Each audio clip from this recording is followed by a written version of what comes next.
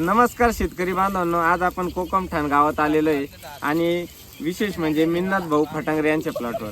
तर त्यांनी आपल्या इकोमॅक्स ॲग्रो सायन्सेसचे उत्पादने वापरलेले आणि त्यांना कसा रिझल्ट भेटला हे त्यांच्याकडून जाणून घेऊ. नमस्कार भाऊ. नमस्कार भाऊ. रिझल्ट चांगला भेटला. काय काय बदल वाटला, काय सगळे बदल वाटले. सुरुवातीपासून वाटलं होतं काय कांदे निघणार नाही वातावरणामुळे, पण निघले भाऊ.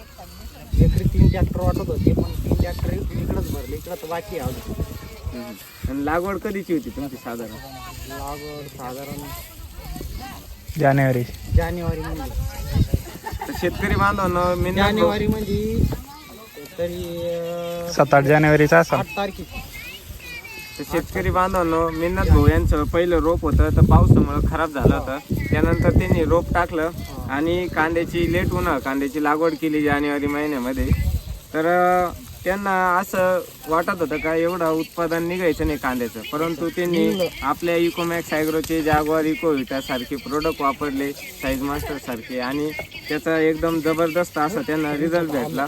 आणि तुम्ही कांदे पाहू शकता, हे कांदे एकदम जबरदस्त झालेले. तर आत्ताच आल्या आल्या हे दोघं मित्रांनी चितोळे, काय नाव तुझं, सौरभ चितोळे आणि तेजस फटांगरे यांनी एक जबरदस्त डायलॉग दिला होता. कोणता डायलॉग होता? मोठमोठे गाळ केले गंमत मध्ये चल.